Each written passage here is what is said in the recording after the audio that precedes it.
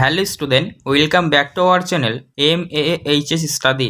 আজকের ভিডিওতে ক্লাস 8 অর্থাৎ অষ্টম শ্রেণীর রায় ও মার্টিন প্রশ্নবিচিত্রার পরিবেশ ও বিজ্ঞানের 4 নম্বর মডেল প্রশ্নপত্র নিয়ে আলোচনা করব।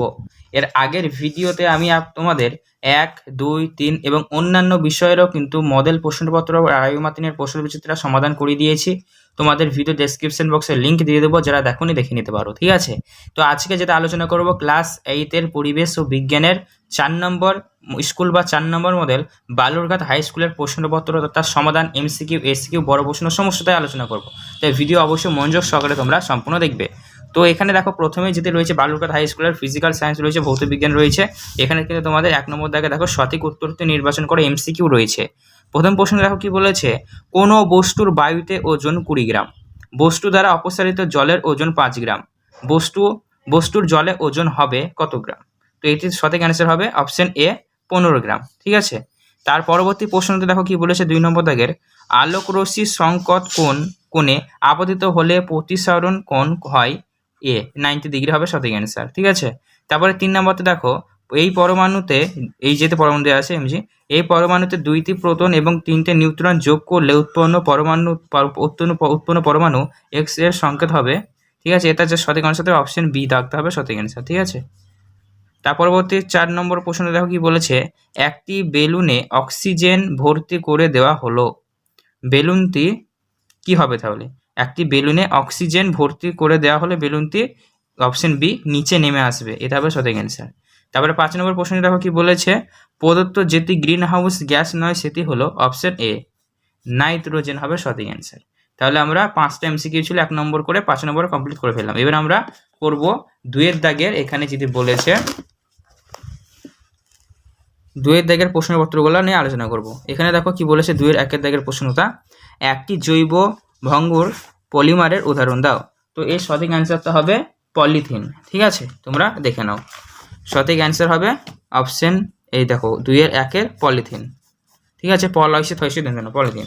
তারপরে 2-এর দাগের প্রশ্নটা দেখো কি বলেছে, শুষ্ক বরফ কি? তো শুষ্ক বরফ কি, দেখো আমরা প্রশ্নটা অ্যান্সারটা কমপ্লিট করে দিয়েছি, কঠিন কার্বন ডাই অক্সাইড, ঠিক আছে। শুষ্ক বরফ হলো কঠিন কার্বন ডাই অক্সাইড।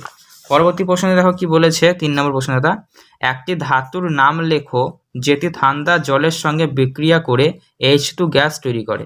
তো কি হবে, একটি ধাতুর নাম লেখো যেটি ঠান্ডা জলের সঙ্গে বিক্রিয়া করে H2 উৎপন্ন করে, তার নাম হবে 3, সোডিয়াম, ঠিক আছে। এটা হবে সঠিক অ্যান্সার, সোডিয়াম। তার পরবর্তী 4 নম্বর প্রশ্ন দেখো কি হবে, ফেরিক বাইকার্বনেট যৌগের সংকেত লেখো। তো সংকেতটা কি হবে দেখে নাও, আমরা কমপ্লিট করেছি অ্যান্সারটি Fe, তারপর ব্র্যাকেট দিয়ে HCO3, তারপর 3, ঠিক আছে। এটা হবে অ্যান্সার।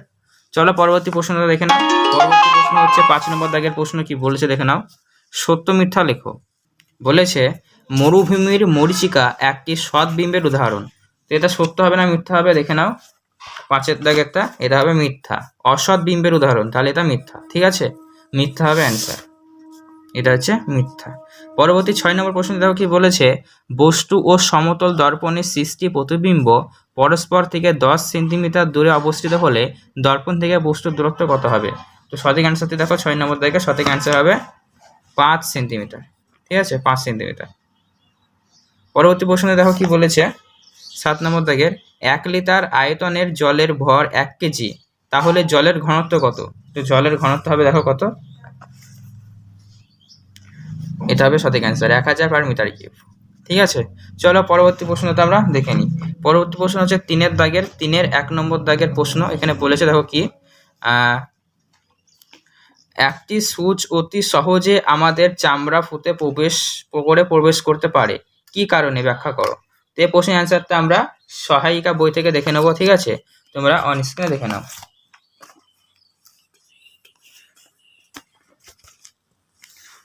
তোমরা এই প্রশ্নের অ্যান্সারটা দেখতে পাচ্ছ অন স্ক্রিনে, একটি সূচ অতি সহজে আমাদের চামড়া ফুটো করে প্রবেশ করতে পারে, কি কারণে ব্যাখ্যা করে। এখান থেকে শুরু করে এ অবধি লিখবে, তাহলে কিন্তু তোমাদের প্রশ্নের অ্যান্সারটা কমপ্লিট হয়ে যাবে। অবশ্যই তোমরা স্ক্রিনশট করে নিতে পারো বা ভিডিওতে থামিয়ে খাতায় লিখে নিতে পারো। আসন্ন পরীক্ষায় তোমাদের প্রিপারেশন বা প্রস্তুতির জন্য খুবই গুরুত্বপূর্ণ এবং এগুলি সবই কাজে আসবে। চলো পরবর্তী প্রশ্নটা দেখে নাও। পরবর্তী প্রশ্নটা কি বলেছে, 2 নম্বর দাগে দেখো, ঊর্ধ্বপাতিত হয় এমন একটি কঠিন পদার্থের নাম। তাহলে কি হবে, ঊর্ধ্বপাতিত হয় এমন একটি পদার্থের নাম, 2 নম্বর দাগে কি হবে, দেখো আমরা এই অ্যান্সারটি লিখে নিয়েছি 2 নম্বর দাগের 3-এর 2। এটি হবে কর্পূর হবে আর একটা হবে আয়োডিন। ঠিক আছে, কর্পূর আর আয়োডিন। চলো 3 নম্বর দাগের প্রশ্নটা দেখে নাও কি বলেছে দেখো, আয়নীয় যৌগ ও সমযোজী যৌগের দুটি পার্থক্য লেখো। তো আয়নীয় যৌগ আর সমযোজী যৌগের দুটি পার্থক্য আমরা তোমাদের সহায়িকা বই থেকে দেখাচ্ছি, তোমরা দেখে নাও। তোমরা দেখতে পাচ্ছ আমরা কিন্তু পুরো পার্থক্যটা বের করে নিয়েছি আয়নীয় যৌগ আর সমযোজী যৌগের। তো তোমরা যে কোনো কিছু লিখতে পারো, তো এইগুলো সহজ রয়েছে। ঠিক আছে, এইগুলো তোমরা করতে পারো, আয়নীয় যৌগ আর সমযোজী যৌগের মধ্যে পার্থক্য। ঠিক আছে, তোমরা স্ক্রিনশট করে নিতে পারো বা ভিডিওটি থামিয়ে তোমরা খাতায় লিখে নিতে পারো। চলো পরবর্তী প্রশ্নটা দেখে নিই। পরবর্তী প্রশ্নটা কি বলেছে দেখো, 4 নম্বর দাগের, ঘরের উষ্ণতায় -25°C অক্সিজেন প্রস্তুত বিক্রিয়াটি লেখো। অক্সিজেন গ্যাসের বা O2 গ্যাসের একটি শোষকের নাম লেখো। তো দেখো এই প্রশ্নের অ্যান্সারটিও কিন্তু আমরা কমপ্লিট করেছি, তোমাদেরকে দেখিয়ে দিচ্ছি। যেমনটা অন স্ক্রিনে তোমরা দেখতে পাচ্ছ, এই প্রশ্নের অ্যান্সারটি তোমরা এটি খাতায় লিখে নিতে পারো, ভিডিওটি পজ করে থামিয়ে নাও অথবা তোমরা স্ক্রিনশট করে নিতে পারো। চলো পরবর্তী প্রশ্নের অ্যান্সারগুলো দেখে নিই।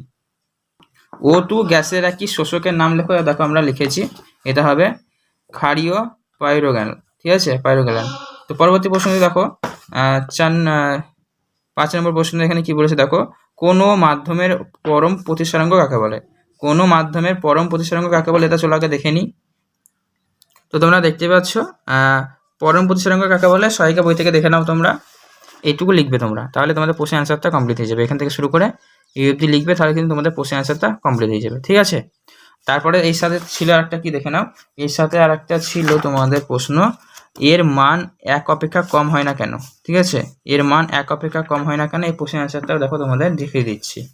এই প্রশ্নের অ্যান্সারটা তোমরা এখান থেকে শুরু করে এই অবধি লিখবে, তাহলে কিন্তু তোমাদের কমপ্লিট হয়ে যাবে।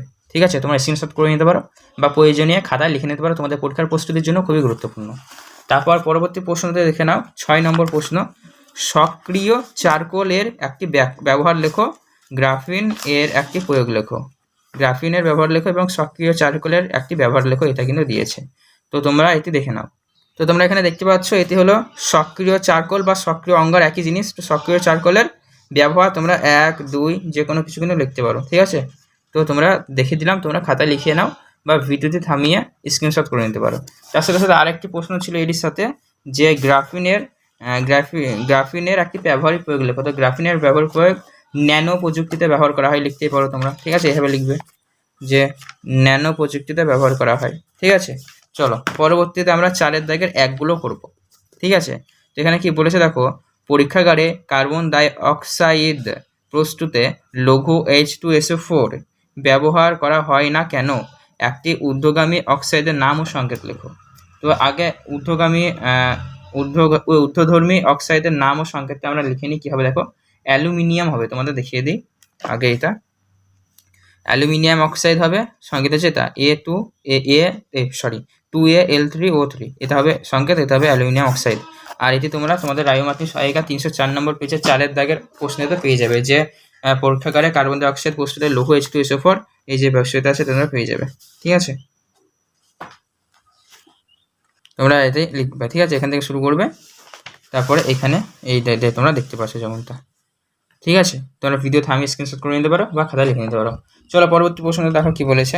পরবর্তী প্রশ্ন হচ্ছে 4-এর 2 দাগের প্রশ্ন, হাইড্রোজেন গ্যাস থেকে কীভাবে তীব্র ঝাঁঝালো গন্ধযুক্ত অ্যামোনিয়া গ্যাস প্রস্তুত করবে, এটা দিয়েছে। তার সাথে সাথে একটা আছে টেফনের একটি ব্যবহার লেখো। তো এটি তোমরা তোমাদের টেক্সট বইয়ে পেয়ে যাবে 120 নম্বর পেজে। ঠিক আছে, হাইড্রোজেন গ্যাস থেকে কীভাবে তীব্র ঝাঁঝালো, এটা তোমরা এখান থেকে লেখা শুরু করবে, ঠিক আছে, এখান থেকে এই অবধি লিখবে, তাহলে কিন্তু তোমাদের হয়ে যাবে। ঠিক আছে, তোমরা 120 নম্বর পেজে পেয়ে যাবে। তার সাথে আর কি প্রশ্ন ছিল, যে টেফ্লন এর একটি ব্যবহারিক প্রয়োগ লেখো। এটিও তোমরা তোমাদের টেক্সট বইয়ে পেয়ে যাবে, টেক্সট বইয়ের 145 নম্বর পেজে কিন্তু পেয়ে যাবে। চলো তোমাদেরকে সমস্তটা দেখিয়ে দিচ্ছি 145 নম্বর পেজটা বের করে। তোমরা এখানে দেখতেছো টেফনের ব্যবহারিক প্রয়োগ, টেফন এবং তার ব্যবহারিক প্রয়োগ। ঠিক আছে, তোমরা এটি 145 নম্বর পেজে কিন্তু পেয়ে যাবে। এই প্রশ্নের অ্যান্সারটিও আমরা কমপ্লিট করে ফেললাম। এরপরে দেখো পরবর্তী প্রশ্ন কি বলেছে, 3 নম্বর দাগ, সিনেমার পর্দায় সাদা ও অমসৃণ করা হয় কেন। সিনেমার পর্দা সাদা ও অমসৃণ করা হয় কেন, দুটি আয়নীয় মধ্যবর্তী কোণ 60 ডিগ্রি। আয়না দুটির মাঝে একটি বস্তু রাখলে মানে মোট প্রতিবিম্ব সংখ্যা কয়টি হবে? তো সব মিলিয়ে মানে 6টি হবে, ঠিক আছে, 6টি হবে সঠিক অ্যান্সার। আর সিনেমার পর্দা অমসৃণ করা হয় কেন, সাদা অমসৃণ করা হয় কেন, এই প্রশ্নের অ্যান্সারটা তোমরা লিখে নাও। এখান থেকে শুরু করে এই অবধি লিখবে, তাহলে কিন্তু তোমাদের কমপ্লিট হয়ে যাবে, ঠিক আছে। স্ক্রিনশট করে নিতে পারো বা খাতায় প্রয়োজনে লিখে নিতে পারো। চলো পরবর্তী প্রশ্নটা দেখে নাও। পরবর্তী প্রশ্ন 4 নম্বর দাগে কি বলেছে দেখো, রাদারফোর্ডের পরমাণু মডেলের সিদ্ধান্তগুলি লেখো। তার সাথে সাথে আরেকটি প্রশ্ন দিয়েছে, নিউক্লিয়াসে একাধিক প্রোটন ধনাত্মক তড়িৎযুক্ত হওয়া সত্ত্বেও একসঙ্গে থাকতে পারে কিভাবে? এই প্রশ্নের অ্যান্সারটা দিয়েছে। তো এই প্রশ্নের অ্যান্সারটা তোমাদের যদি সহায়িকা বই থাকে তোমরা 172 নম্বর পেজে পেয়ে যাবে রায়ো মার্টিনের, ঠিক আছে। তোমাদেরকে দেখিয়ে দিচ্ছি, দাঁড়াও। এই রাদারফোর্ডের পরমাণু মডেলের সিদ্ধান্তগুলি এখান থেকে তোমরা লিখবে, ঠিক আছে। এখান থেকে শুরু করে এই অবধি লিখতে হবে তোমাদের, তাহলে কিন্তু এই প্রশ্নের অ্যান্সারটা কমপ্লিট হয়ে যাবে, ঠিক আছে। থাকে পর্যন্ত একই রকম প্রশ্ন এটা। তার সাথে সাথে আরেকটি প্রশ্ন ছিল এর সাথে, যে নিউক্লিয়াসের একাধিক প্রোটন ধনাত্মক তড়িৎযুক্ত হওয়ার সত্ত্বেও একসঙ্গে থাকতে পারে কিভাবে? এটাও তোমরা 173 নম্বর পেজে পেয়ে যাবে, ঠিক আছে। তোমাদেরকে দেখিয়ে দিচ্ছি। তোমরা এখান থেকে লেখা শুরু করবে, এখান থেকে শুরু করে এই অবধি লিখবে, তাহলে কিন্তু এই প্রশ্নের অ্যান্সারটা তোমাদের কমপ্লিট হয়ে যাবে, ঠিক আছে। চলো পরবর্তী প্রশ্নটা দেখে নাও। পরবর্তী প্রশ্নটা কি বলেছে দেখো, 5 নম্বর দাগের প্রশ্ন, 500 গ্রাম ভরের বস্তুর ওপর 10 নিউটন বল প্রয়োগ করলে বস্তুটিতে কত ত্বরণ সৃষ্টি হবে? তো এই প্রশ্নের অ্যান্সারটিও আমরা কিন্তু কমপ্লিট করেছি। পাশাপাশি খুব মসৃণ কাগজে লিখলে অসুবিধা হয় কেন, এই প্রশ্নের অ্যান্সারটি দেখালাম আমরা কিন্তু সম্পূর্ণ তোমাদের করে দিয়েছি, তোমরা দেখে নাও, ঠিক আছে। তো দেখতে পাচ্ছ এখানে আমরা কমপ্লিট করেছি এই প্রশ্নের অ্যান্সার এসেছে, ঠিক আছে, তোমরা করে নেবে। আর সাথে সাথে পারদ ঘর্ষণ বলের মান খুব কম হওয়ায় এটি কিন্তু হয়।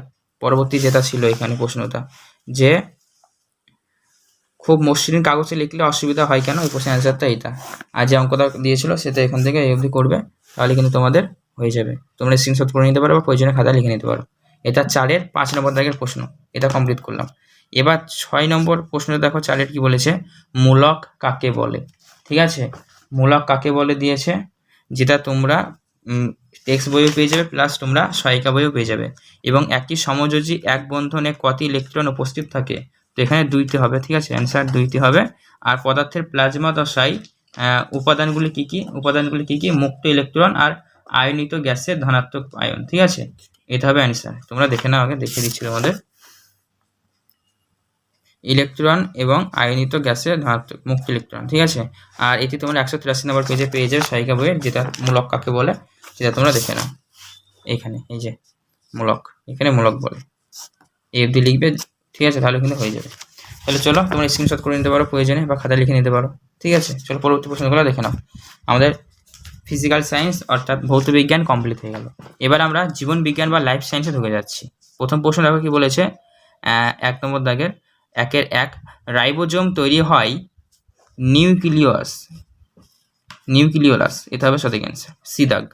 পরবর্তী প্রশ্ন কি বলেছে দেখো, থার্মোফিলিক ব্যাকটেরিয়া বংশবৃদ্ধি করে, অপশন হবে ডি দাগ, 100 ডিগ্রি সেন্টিগ্রেড তাপমাত্রায়। তারপরে 3 নম্বর প্রশ্ন দেখো কি বলেছে, ভেসোপ্রেসিন খরিত হয় বি, পিটুইটারি গ্রন্থি, এটা হবে সঠিক অ্যান্সার। আর 4 নম্বরটা কি বলেছে দেখো, ওসিনিয়ার বনভূমি পরিমাণ মূল ভূখণ্ডের 5%, এটা হবে সঠিক অ্যান্সার। তার পরবর্তী প্রশ্ন দেখো কি বলেছে, পিপেরাইন নামক যৌগের উপস্থিতি লক্ষ্য করা যায়, এটা হবে গোলমরিচ, সঠিক অ্যান্সার। তো আমরা এমসিকিউগুলো কমপ্লিট করে ফেললাম। এরপরে যেটা আছে সেটি হলো 2 দাগের 1 শর্ট প্রশ্ন, 1 নম্বর দাগের। প্রথম প্রশ্ন কি বলেছে দেখো, পিতামাতার বৈশিষ্ট্য সন্তানদের মধ্যে বাহিক হয় কিসের মাধ্যমে? এই প্রশ্নের অ্যান্সারটা হবে জিনের মাধ্যমে, ঠিক আছে। এই প্রশ্নের অ্যান্সারটা হবে জিনের মাধ্যমে। 2 দাগের 1-এর প্রশ্ন উত্তর হচ্ছে জিনের মাধ্যমে। পরবর্তী প্রশ্ন দেখো কি বলেছিল, কোন প্রকার অণুজীব মানব দেহে ম্যালেরিয়া রোগ সৃষ্টি করে? কোন প্রকার মানে অণুজীব মানব দেহে ম্যালেরিয়া রোগের সৃষ্টি করে? এই প্রশ্নের অ্যান্সারটা হবে কি দেখো দেখে নাও, প্লাজমোডিয়াম নামক অণুজীব, ঠিক আছে। চলো পরবর্তী প্রশ্নটা, প্লাজমোডিয়াম। তার পরবর্তী প্রশ্নটা দেখে নাও কি বলেছে। পরবর্তী প্রশ্ন হলো 3 নম্বর দাগের, ইনসুলিন হরমোন দেহে উৎপন্ন অতিরিক্ত গ্লুকোজ কি করে? ইনসুলিন হরমোন দেহে উৎপন্ন অতিরিক্ত গ্লুকোজ কি করে? 3 নম্বর দাগের প্রশ্নের অ্যান্সারটা দেখে নাও কি হবে, গ্লাইকোজলে রূপান্তরিত হয়। গ্লাইকোজেনে রূপান্তরিত হয়। তার পরবর্তী প্রশ্ন দেখো কি বলেছে, তারা মাছের গমন অঙ্গের নাম কি? তারা মাছের গমন অঙ্গের নাম কি? তারা মাছের গমন অঙ্গের নাম হচ্ছে নালীপদ। ঠিক আছে, নালীপদ, নালীপদ হবে সঠিক অ্যান্সার। ঠিক আছে, নালীপদ, নালীপদ। পরবর্তী প্রশ্নটা দেখে নাও কি বলেছে, বাঁশ কি প্রকৃতির উদ্ভিদ? তো বাঁশ কি প্রকৃতির উদ্ভিদ? সঠিক অ্যান্সারটি হবে তৃণজাতীয় উদ্ভিদ, তৃণজাতীয় উদ্ভিদ। ঠিক আছে, এটা হবে সঠিক অ্যান্সার। তাহলে আমরা দুয়ের দাগের সমস্ত শর্ট কোশ্চেনগুলো কমপ্লিট করে ফেললাম। এর পরবর্তী প্রশ্ন আমরা তোমাদের দেখিয়ে দেবো 3-এর দাগের। ঠিক আছে, 3-এর দাগের 1 প্রথমেই যেটা দিয়েছে, মশলা আমাদের কি কি কাজে লাগে। এই প্রশ্নের অ্যান্সারটা দিয়ে দিচ্ছি, দাঁড়াও তোমরা সহায়িকা বইয়ে দেখে নাও। তো মশলা কি কাজে লাগে দেখে নাও তোমরা, প্রশ্নের অ্যান্সারটা তোমরা সহায়িকা বইয়ে পেয়ে যাবে, খুব সুন্দরভাবে সেখানে লেখা রয়েছে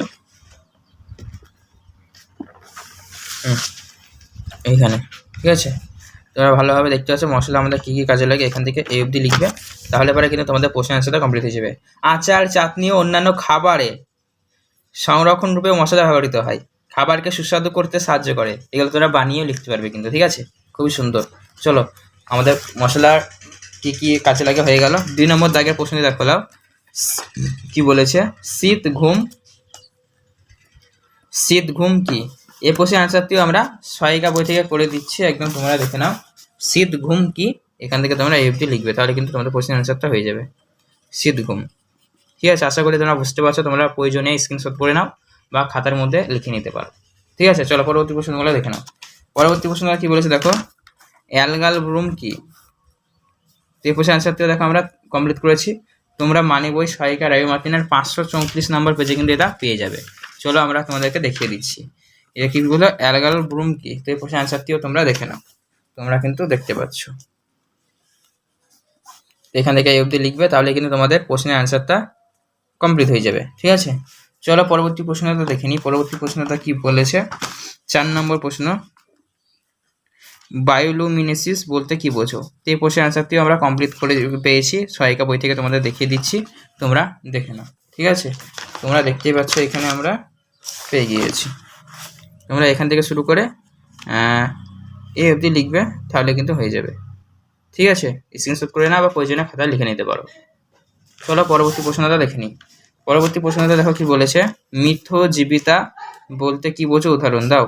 মিথজীবিতা বলতে কি বোঝো, উদাহরণ দাও। এটি তোমরা সহায়িকা বই থেকে তোমরা দেখে নাও, দেখিয়ে দিচ্ছি তোমাদের। মিথজীবিতা বলতে কি বোঝো, উদাহরণ দাও, এখান থেকে তোমরা লিখবে। এই দেখো মিথজীবিতা কাকে বলে, কাকে বলে, উদাহরণ এখানে তোমরা পেয়ে যাচ্ছ। ঠিক আছে, তোমরা স্ক্রিনশট করে নাও বা প্রয়োজনীয় খাতা লিখে নিতে পারো। চলো পরবর্তী প্রশ্নটা দেখে নিই।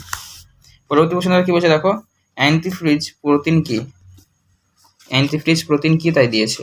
তো এই প্রশ্নের অ্যান্সারটিও কিন্তু আমরা সহায়িকা বই থেকে তোমাদের দেখিয়ে দিচ্ছি। তোমাদের যদি রায় মার্টিনের সহায়িকা বই থাকে, তোমরা 381 নম্বর পেজে এই প্রশ্নের অ্যান্সারটি পেয়ে যাবে। তো তোমরা দেখতে পাচ্ছ অ্যান্টিফ্রিজ প্রোটিন কি, এখান থেকে শুরু করে তোমরা এই অবধি লিখবে, তাহলে কিন্তু হয়ে যাবে প্রশ্নের অ্যান্সারটা। ঠিক আছে, আশা করি তোমরা বুঝতে পারছো, খাতায় লিখে নাও প্রয়োজনে বা স্ক্রিনশট করে নিতে পারো ভিডিওতে থামিয়ে। চলো পরবর্তী প্রশ্নটা দেখি। পরবর্তী প্রশ্ন কি বলেছে দেখো, জরুরিকালীন হরমোন কাকে বলে ও কেন? জরুরিকালীন হরমোন কাকে বলে ও কেন, এই প্রশ্নের অ্যান্সারটাও কিন্তু খুবই সহজে তোমরা পেয়ে যাবে, তারা তোমার সহায়িকা বই থেকে দেখিয়ে দিচ্ছি। দেখতে পাচ্ছ অ্যাড্রিনালিনকে জরুরিকালীন বা সমতুল্য হরমোন বলে, এখান থেকে কেন বলে এই অবধি লিখবে, তাহলে হয়ে যাবে। দেহের জরুরি অবস্থায়, হঠাৎ সংকটকালীন অবস্থায়, যেমন এই অবধি লিখবে, তাহলে সংকটকালীন বা জরুরিকালীন বা আপাতকালীন হরমোন কেন বলা হয়, এখান থেকে লিখবে, তাহলে তোমরা এই প্রশ্নের অ্যান্সারটা পেয়ে যাবে। চাইলে স্ক্রিনশট করে নিতে পারো বা ভিডিওতে থামিয়ে খাতায় লিখে নিতে পারো। চলো পরবর্তী প্রশ্নটা আমরা দেখে নিই। পরবর্তী প্রশ্নটা কি বলেছে দেখো, 8 নম্বর প্রশ্ন, অণুজীবের 2টি বৈশিষ্ট্য লেখো। তো অণুজীবের বৈশিষ্ট্য তোমরা টেক্সট বইয়ে পেয়ে যাবে। টেক্সট বইয়ে তোমরা যদি পেজ নম্বর 185 বের করো, তাহলে এখানে পেয়ে যাবে অণুজীবের বৈশিষ্ট্য। অনেকগুলো রয়েছে, 1 2 3 4 5 6, এই 5 অবধি রয়েছে। তোমরা এই 6 অনেকগুলো আছে, তোমরা নিজের সুবিধা অনুযায়ী লিখতে পারো। 185 নম্বর পেজ। ঠিক আছে, তাহলে আমরা কি করলাম, একদম 3-এর দাগে তো সবটা কমপ্লিট করে দেবে। এবার 4-এর দিকে আমরা চলে আসছি। 4-এর দিকে একটা কি বলেছে দেখো, বাতাসে ওড়ার ও ভেসে থাকার জন্য পাখিদের দেহের কোষীয় গঠনে কিরূপ পরিবর্তন দেখা যায় সেটা লিখতে হবে। এটা তোমরা তোমাদের টেক্সট বইয়ে পেয়ে যাবে, 182 নম্বর পেজে কিন্তু পেয়ে যাবে। ঠিক আছে, 182 নম্বর পেজে তোমরা পেয়ে যাবে, এখান থেকে তোমরা লেখা শুরু করবে। 125 নম্বর পেজের এখান থেকে এই অবধি লিখবে, তাহলে কিন্তু প্রশ্নের অ্যান্সারটি তোমাদের কমপ্লিট হয়ে যাবে। ঠিক আছে, বা সহায়িকা বই থেকে একটু তোমরা বানিয়ে বড় করেও লিখতে পারো, যেহেতু এখানে 3 নম্বর রয়েছে। 2 নম্বর প্রশ্নটা দেখো কি বলেছে, ভ্যাকসিনের সঙ্গে অনাক্রমতার সম্পর্ক কি? তো এইটিও তোমরা তোমাদের টেক্সট বইয়ের 193 পেজে কিন্তু পেয়ে যাবে, 193 বা 193 পেজে পেয়ে যাবে ভ্যাকসিনের সঙ্গে অনাক্রমতার সম্পর্ক কি। যেমনটা তোমাদের দেখিয়ে দিচ্ছি, এখান থেকে তোমরা লেখা শুরু করবে, তাহলে কিন্তু প্রশ্নের আনসারটা তোমাদের কমপ্লিট হয়ে যাবে। ঠিক আছে, চলো পরবর্তী প্রশ্নটা তোমাদের দেখিয়ে দিচ্ছি। পরবর্তী প্রশ্নটা নেক্সট পেজে রয়েছে, পেজ উল্টাই আমরা। প্রথমে দেখো কি বলেছে এখানে, প্রথম প্রশ্ন, অ্যামিনোফিকেশন ও নাইট্রিফিকেশন বলতে কি বোঝো? এইটি তোমরা তোমাদের একদম সরাসরি আমাদের তোমাদের সহায়িকা বই থেকে দেখিয়ে দিচ্ছি। সহায়িকা বই রাবি মার্টিন থাকলে তোমরা 431 নম্বর পেজে পেয়ে যাবে। চলো দেখিয়ে দিচ্ছি অ্যানিমোফিকেশন কি এবং নাইট্রোফিকেশন কি। তো তোমরা এখানে দেখতে পাচ্ছ, এটি হলো অ্যানিমোফিকেশন। ঠিক আছে, এটা হচ্ছে অ্যানিমোফিকেশন, এখান থেকে এই অবধি অ্যানিমোফিকেশন, তোমরা স্ক্রিনশট করে নাও প্রয়োজনীয় বা খাতা লিখে নাও। আর নাইট্রোফিকেশন এই দেখো এখানে রয়েছে। ঠিক আছে, নাইট্রোফিকেশন এই অবধি লিখবে, তাহলে হবে, এত কিছু লেখার দরকার নেই। কাকে বলে 1 নম্বর, 2.5 নম্বর রয়েছে হাফ হাফ করে। তারপরে দেখো 4 নম্বর প্রশ্ন কি বলেছে, জীবন কুশলতা চর্চার দিকগুলো উল্লেখ করে। এটি তোমরা বয়সন্ধিকালের ওই চ্যাপ্টারে পেয়ে যাবে, টেক্সট বইয়ের পেয়ে যাবে। ঠিক আছে, 234 নম্বর পেজে তোমরা পেয়ে যাবে জীবন কুশলতা চর্চার দিকগুলো উল্লেখ করে। তোমাদের দেখিয়েও দিচ্ছি, দাঁড়াও একটু।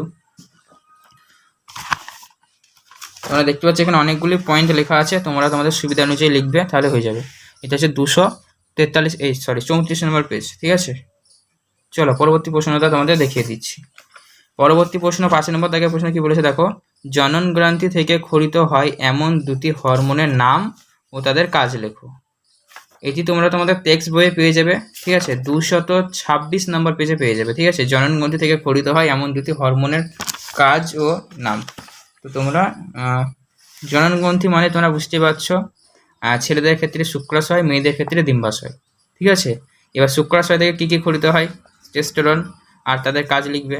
আর ডিম্বাশয় থেকে যা ক্ষরিত হয় ইস্ট্রোজেন ও তাদের কাজ লিখবে, তাহলে কিন্তু তোমাদের প্রশ্নের অ্যান্সারটা হয়ে যাবে।